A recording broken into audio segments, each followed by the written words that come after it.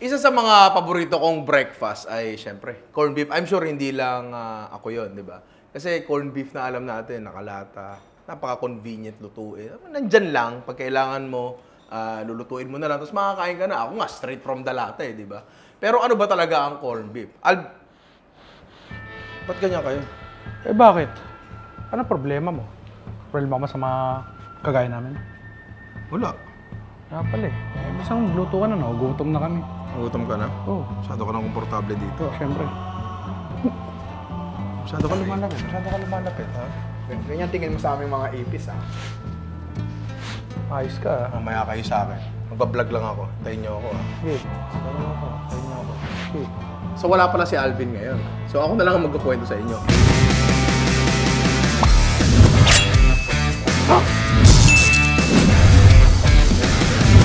Ano nga ba talaga ang corned beef? Ang corned beef basically ay cured na beef, 'di ba? Kasi nung nagsimula na tayo mag-breed ng cattle, nagkaroon ng oversupply ng kung ano-ano. So Hoy. Huwag mong galawin yung pagkain ko, ha? Ikaw, hawak ka ng hawak dyan, ha? Masyado na kayong komportable dito, ha? So, pag hindi kasi natin kinure ang mga karne, nabubulok yan, di ba? Pero, siguro ang tanong nyo, Ninong, asan yung corn doon? Wala namang mais sa corned beef. Ang nire-refer nilang corn,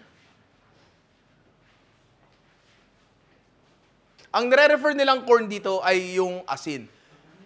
Ang corn kasi talaga, ang ibig sabihin niyan ay anything that is granulated.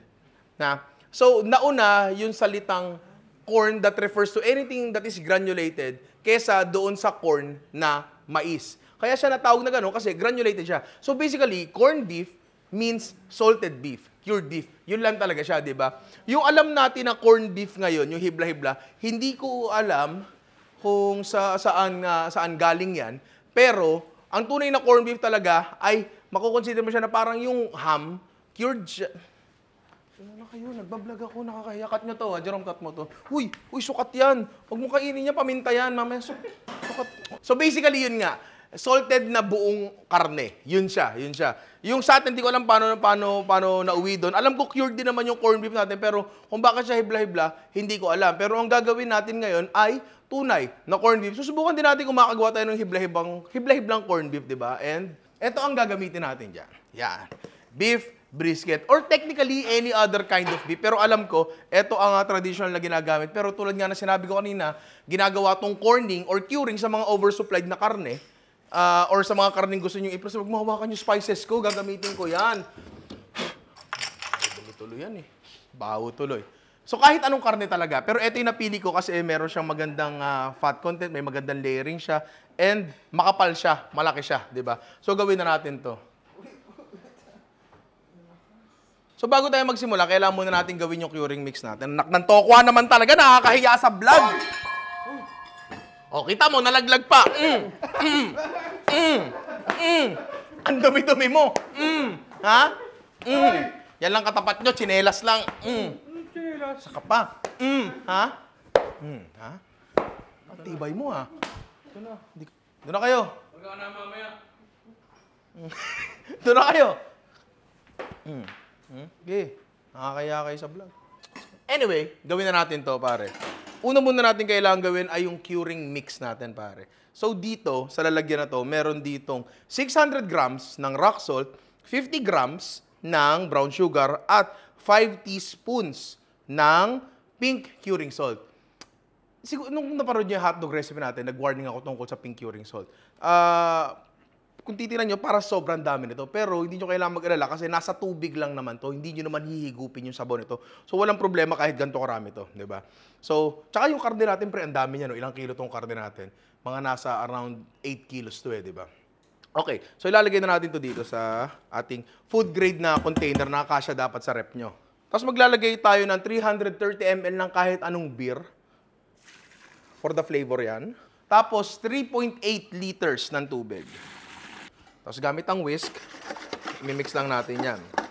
Kung merong mga mangilan-ngilang granules ng asin na matitira, okay lang yan, pare. Kasi napakatagal natin ibababa to. Ibababa natin to for at least 5 days, up to siguro 8 days. Depende sa kapal ng karne nyo.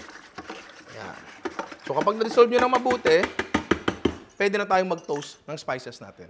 So, andito sa baba yung mga spices na gagamitin natin, di ba? Una, isang cinnamon stick, about mga 3 inches. Ayan. 1 tablespoon ng clavo de comer. Ayan natin yan dyan. About 10 pieces ng cardamom pods. Ayan. 3 tablespoons ng coriander seeds. 3 tablespoons ng mustard seeds. Dapat talaga to yellow mustard seeds, kaso wala kaming makita. So, okay na rin kami sa black mustard seeds.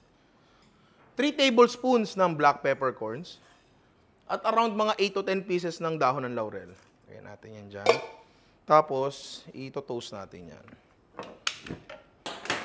Kailangan to, galaw ng galaw. Tapos maririnig nyo yan mamaya, magpuputo ka ng konti, tapos maaamoy nyo na.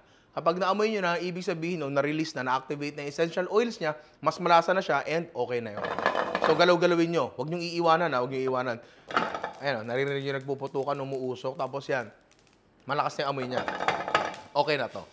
Idiretso na natin dito. Yan, good na yan. Haluin lang natin ng konti yan. Tapos pwede natin ilagay yung karne natin. Ngayon, depende sa size ng karne nyo.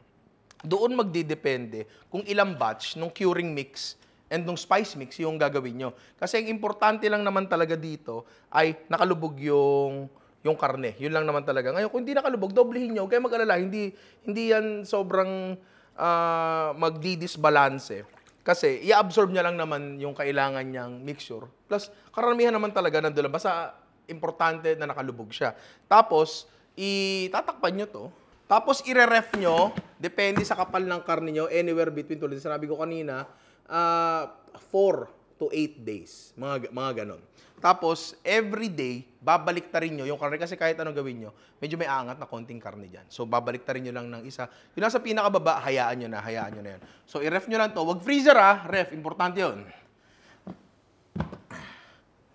Buti na lang, nabiyayaan ako ng kapangyarihan ng time travel. Meron na tayo dito na nakagawa. Yan. Nakababad to for 7 days. Ayan, huwag gagalawin, Ryan. Kasi ako lang pwedeng gumalaw niyan, di ba? Yan. At ito yung itsura niya. Pare. Tinan nyo. Amoy mo yung spices. Amoy mo yung spices niya. Kailangan, hindi siya amoy sirang karne. Kasi kapag sirang karne, yung naaamoy nyo dyan, wala. Ulit kayo, pre. Huwag nyo nang isugal, di ba? Kahit mahal yung ginasa nyo. Kaya dapat ingatan natin. Malinis yung lalagyan, nakalubog ng mabuti yung karne natin, at tama yung cure mix natin. Ngayon, gagawin natin, huhugasan natin yung karne para matanggal yung mga spices na kadikit, tsaka yung excess salt. Yan. Lalagyan natin sa isang malaking kaldero yan. Tapos lalagyan din natin ng fresh water. Again, tulad nung kanina, lubog din dapat yung karne. Nilalagay ko dito hot water na para mabilis kumulo. Yan. Pakukuluin lang natin to, and pag kumulo, isi-simmer natin for around 3 to 4 hours o hanggang lumambot yung karne. Yung tubig natin, walang kahit ano, kasi ang idea niyan tubig niya, kaya nandyan yan. Una, syempre, para maluto yung karne natin. Pangalawa, para mag-leach out yung excess moisture. Ngayon, yan na yung basic corned beef. Siguro sasabihin nyo, Ninong, ang dami namang spices niyan. Paano kung wala ako ng ganong klaseng spices? Pwede kaya? Buti, nagtanong ka. Kasi gumawa rin kami dito ng isang batch na walang spices, pare. So, lulutuin din natin ito mamaya. Tapos siguro, ang next mong tanong, Ninong, pwede ba yan sa pork at sa chicken? Yes, meron din kaming tinry dito. Yung corned beef, nakagawa na ako niyan before, pero same spices, same cure mix, in-apply sa pork and sa chicken, hindi ko pa yun nagagawa. So, isasalang lang din namin to around the same time din. Then, tingnan natin kung ano magiging resulta. So, balikan nyo ako dito mamaya. Hanapin ko muna yung mga lintik na ipis na yan. So, makalipas ang siguro mga 3 to 4 hours, I lost track of time. I-check na natin yung mga karne natin. Dito, nakasalang yung original na ginawa natin. Yung may spices, di ba? Yun muna i-check natin. Ayan. Ayan. Ito. May hiwa ba? So, ay, grabe.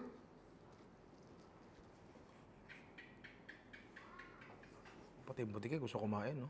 Ayan. Hinahanap natin. Ito na ngayon, yung traditional corned beef na sa ibang bansa, alam mo yun, pag pinalamig mo to, hihiwain mo, pwede mo na itong gamitin sa Reuben sandwich, pre. Pero, tikman muna natin. Pare, the perfect bite. Diba?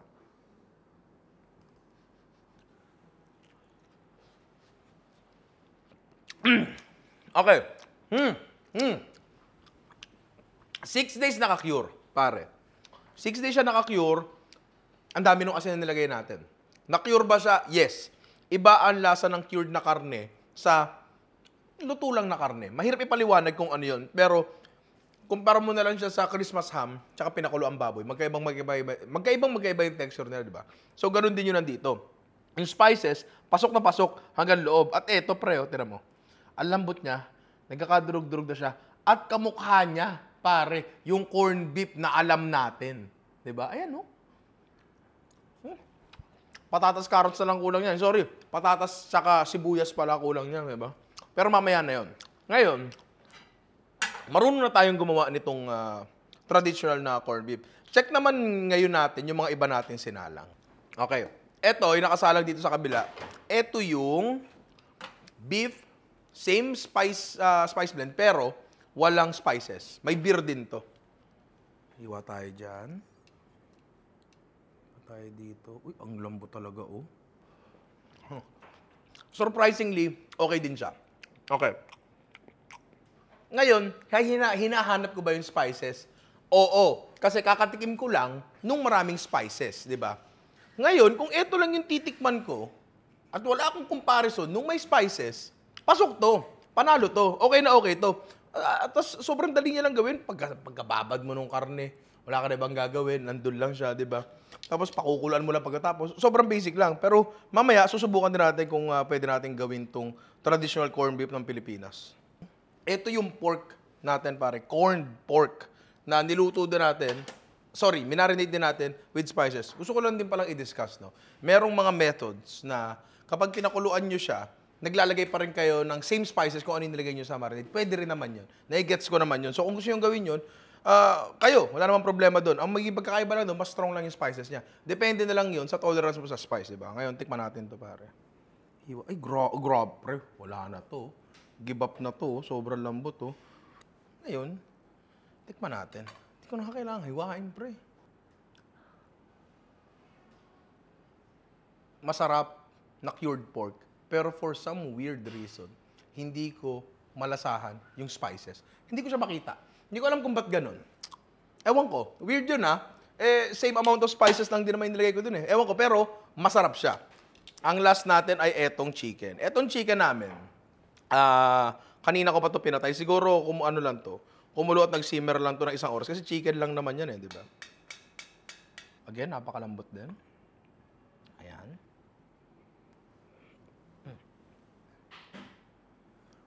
Oop. Yung spices, nandun pero ang light lang.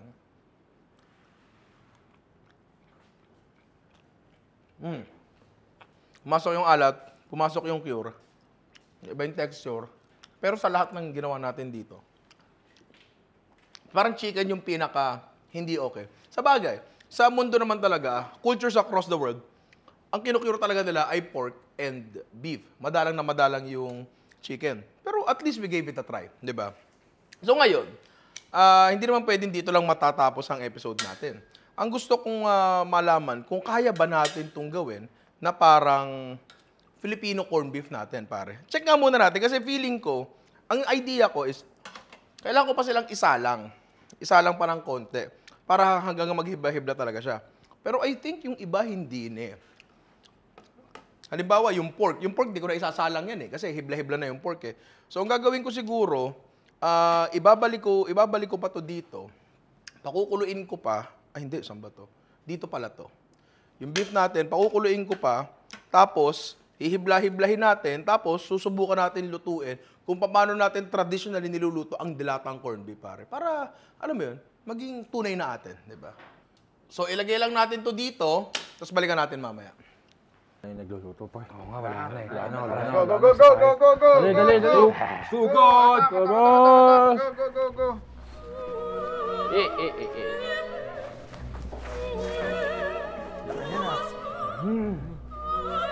Diba ito sa ulo? Diba? Wala na sa ulo. Napanood ko lang doon sa nagluluto kanina. partner ko. Nga. Sabi nga.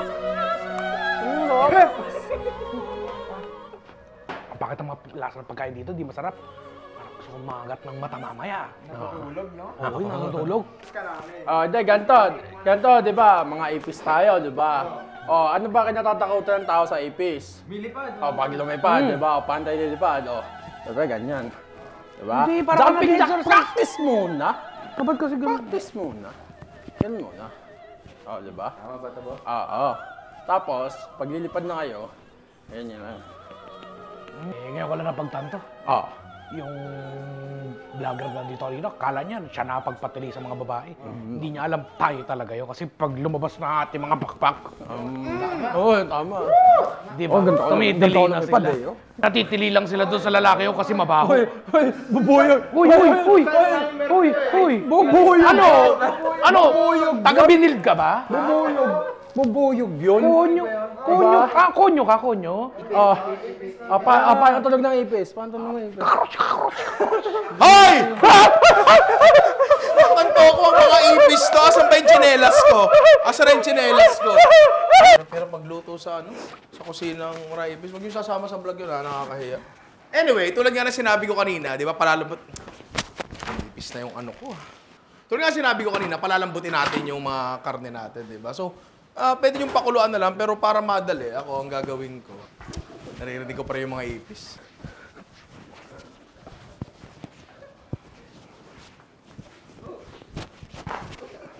Medyo nakakatakot na yung mga ipis dito. Ha? Pero yun nga, dudurugin ko lang to, hiwain ko lang to ng konti.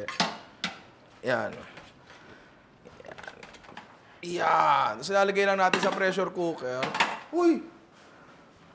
Ano sa akin? Tapos ang liquid na gagamitin natin, syempre, ay yung liquid niya rin, di ba? So, hindi ko alam, siguro mga 30 minutes. Pressure lang natin to.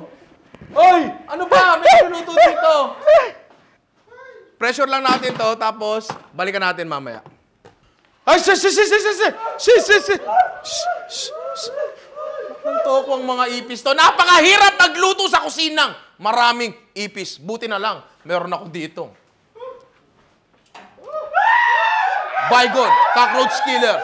Kills cockroaches and keeps killing them up to 4 weeks, pare.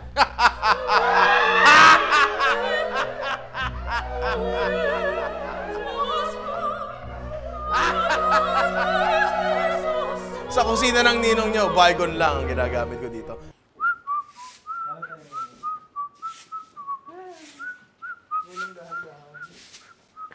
Nagsasalita ka pa, ha? Napakasarap magluto sa kusina, walang ibis. Buti na lang, merong Baygon, cockroach killer. Diba? And hindi na ako, oy, pre, basta. Ay, saan galing? Diyan lang, ay. Laro kami. Uy, trabaho na. Maraming salamat sa Baygon at dahil sa Baygon, wala nang ipis dito sa amin. Buti na lang meron ako laging dalang Baygon cockroach killer dito sa aming kusina. Pati na rin sa opisina. So, nasa na nga ba tayo? Homemade corned beef. Tapusin na natin yan, pare. Pinressure namin to for around 30 minutes pa additional. Siguro naman durog na to, di ba? Yung baboy namin, durog na. Yung chicken namin, di ko alam kung mahihibla ko na maayos. Pero tingnan natin, kaya nga tayo nandito para mag-eksperimento, di ba? Yung tingnan natin kung malambot na talaga siya. Abay, mukha naman talaga, hindi ho ba? Yan. Tapos ngayon, subukan nating hibla-hiblahin to. Meron akong 2 tinidor dito. Ay, ano. Madali naman pala siyang hiblahin. Pero may laruan si Alvin dito. Binperm nga ako niyan. Pang ganito talaga yan, pre. Pang ano siya, pang pulled pork siya. Pang hiwalay siya ng pulled pork. Hindi ko ano, ba't may ganito ako eh. So, kung titignan mo, mukha naman siyang corned beef. Di ba, no? Mukha siyang... Oo. No? Kahit may buo-buo yan, tingin ko madudurog na sa gisa yan eh, di ba? Okay. Subukan natin gumawa ng traditional na Pilipino agahan na corned beef na may patatas, ginisa sa sibuyas, kamatis. Lagyan natin ng kahit anong mantikang gusto nyo, pero my choice is chicken oil. As usually kasi kapag sa umaga ka nagigisa, tamad-tamad ka pa eh, di ba? So, pagsabay-sabayin nyo na lang. So, kamatis, sibuyas, bawang. Yan, gisa lang natin yan hanggang medyo magisa. Ano pa ba? Pag nagisa na mabuti yan, next ay patatas. lagyan na natin ng ating homemade corned beef. Ayan, no? Napakaganda pa rin. Di ba, mukha talaga siyang corned beef. Nakakatawa. Diba? Ayan, no? Ooh! Yan. Lagyan natin dito. Ang hindi ko lang makuha, yung mamula-mula yun eh. Hindi ko alam kung may food color ba yun. Color na yun. Baka. Hindi ko sure eh. Hindi ko masabi, di ba? Yan, paminta, lagyan natin. Yan. Tapos, correct me if I'm wrong, pero ang corned beef... Mali. Teka lang, hindi. Ang corned beef, may konting tamis eh. Oh. Di ba? Lagyan natin ng konti asukal. Lutuin pa natin ng konti to hanggang medyo nadudurog na yung patatas. Hindi, luto na nga siya. Madurog na yung patatas. Kulang ng konting alat. So, imbis na maglagay tayo ng tubig. Hindi, tubig. Baka kasi bistaw ulit tayo ni Papa. Eto na lang sabaw ng baka. Diba? May alat yan, di ba? May timpla pa yan. Lagyan natin yan dyan.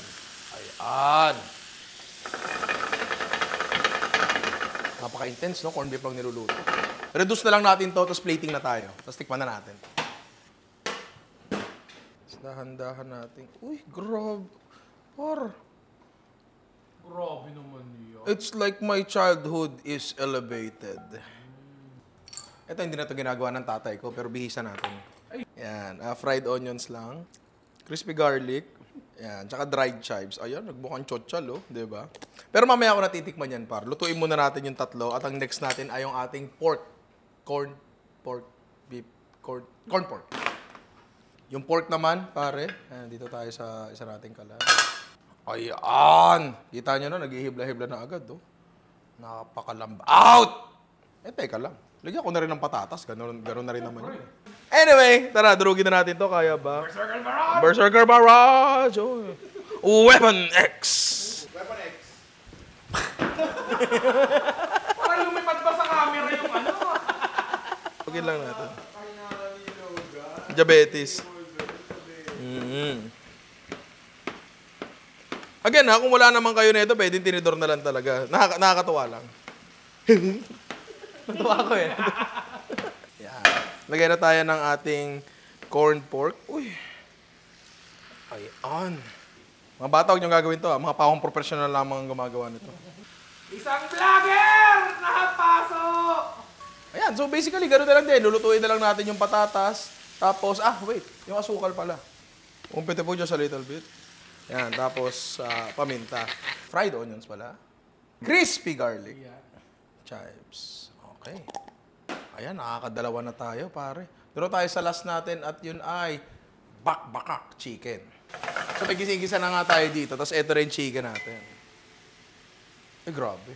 Bakbakak. Panahon na para sa Weapon X.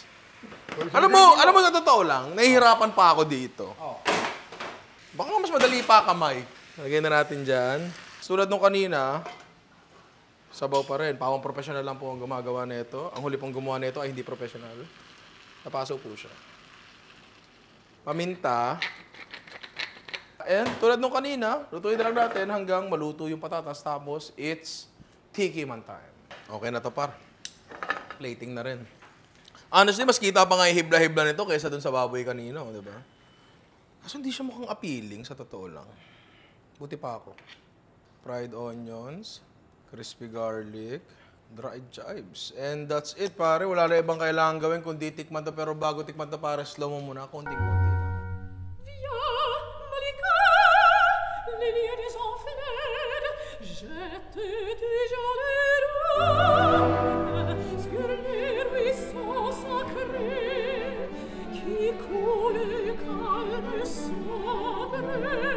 Siyempre, magsisimula tayo dito sa ating corned beef. Beef talaga. Diba? Beef talaga. Tara mo yan, no? Ayan, mukha na siyang corned beef talaga. Diba? Ayan. Yung kanina hinahanap natin, pre, na mamula-mula. Ayan, medyo kumagat yung pula niya.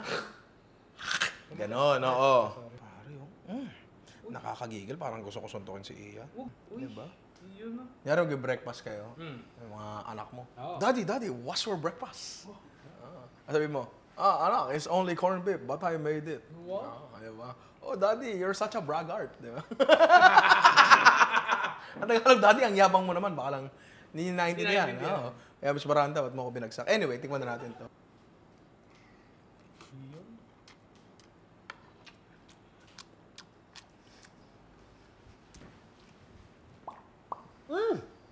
Ang sarap. Okay. Ang sarap, pare. Okay.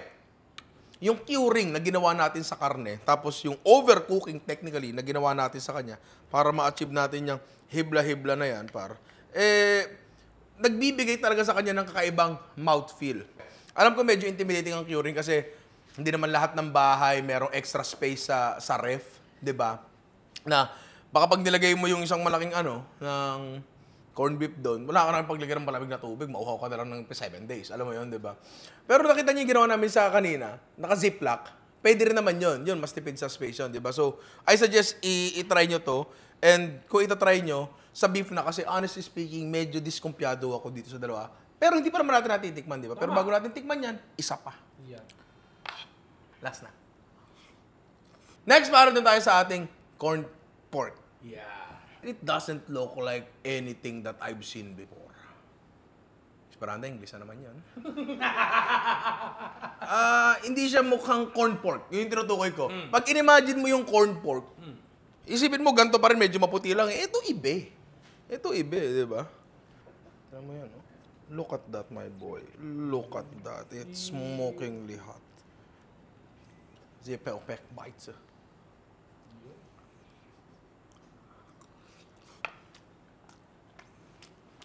It is not that evil. Hindi siya ganong masama. Alam mo yun. Boy, napapahiya ka ulit. Ano, mapahiya ba ako ulit? Napapahiya ka. Cut niyo yun, ha? Cut niyo yun. Sakat namin yan. Pero hindi siya masama. Masarap siya. Ang problema, hindi mo alam kung ano siya. Thomas, ano to? Hibla-hibla. Ramdam Hindi. mo hibla. Ito lang yung mas eh. Hindi, ang tanong ko, kasi sinabi ko kanina, hindi siya lasang kahit anong in particular, pero masarap siya. Masarap siya. Hindi siya lasang corn. Pag sinabi mong corn pork to, kakabi mo. Parang gano'n. Masarap siya, masarap siya. Lasa siyang masarap na karne dish. Pero yung hibla-hibla. Hibla-hibla lang niya talaga, no? Nagmamas siya, ikaw masarap. Tama. Nandito ko na rin lang. Ikaw na unang tumingin itong ating corn chicken. Wag ka muna magsasalita. Ako muna.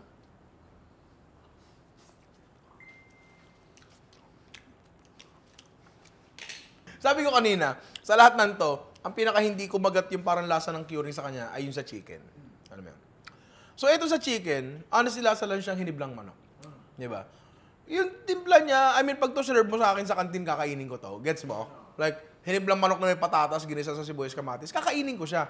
Pero again, hindi siya lasang anything in particular, hindi siya spectacular, and it's not something na i-crave ko. Ito, baka hanapin ko pa to yung pork. Yung corned beef, definitely, oo. Yung pork, baka hanapin ko pa yung chicken, definitely, hindi. Hindi ko alam kung meron ba akong ginawang mali sa curing ko, or sadyang, hindi lang talaga masyadong kinukure ang manok, kasi madalang naman talaga ang cured chicken across most cultures in the world, di ba? Meron. Tusino lang cured chicken na yun Pero, hindi ko alam. Siguro mas maganda lang kung ang ginamit natin dark meat. Baka mas kumagat yung curing nun. Baka, di ba? Pero okay to. Panalo sa akin to. Lalo itong beef natin. Corned beef talaga paro. Pero hindi lang ito application yan. Yung beef natin na yun, hinihiwa yung ginagawang sandwich. So, try nyo siyang i-consume ng ganon. Gawin yung Reuben sandwich, di ba? Kaya mga inaanak, i-try nyo itong ginawa natin na corned beef, homemade corned beef, and corn pork, pwede nyo i-try. Corn chicken, siguro ako rin nagkamali para sa inyo, di ba? And i-try nyo rin na gamitin sa ibang application. Kung meron kayong naiisip, i-comment nyo sa baba para matry ko rin. Kasi, naghahanap din ako ng mga bagay na pag-a-apply, ng mga bagay na nagagawa natin sa bahay. At syempre, mga inaanak, huwag nyong kakalimutan na mag-stock ng Baygon Cockroach Killer sa inyong kusina, sa inyong bahay, sa inyong opisina. Kasi pare, ang sarap-sarap magluto kapag walang peste sa kusina. Kills cockroaches and keeps on killing them for up to 4 weeks, pare. Kaya hindi na tayo mapepeste. Ang sarap-sarap magluto sa kusina, malinis. And yung mga sakit na dala niyan, hindi na natin matatanggap para sa atin mismo, sa mga pamilya natin. Kaya mga anak, itry nyo tong Baygon Cockroach Killer kasi I'm sure kayo, takot din kayo sa mga cockroach. At ako, patuloy ko nang i-enjoy itong aking corned beef. 3 ways. Many ways. Actually, ang daming ways, di ba? And kayo rin, mga inaanak, I love you all. Food trip muna ako. Iyan! Tara na, food trip na. Yung camera. Huwag mong bibitawan yung camera. Huwag mong bibitawan yung... Kuha ka talaga, Ako na to.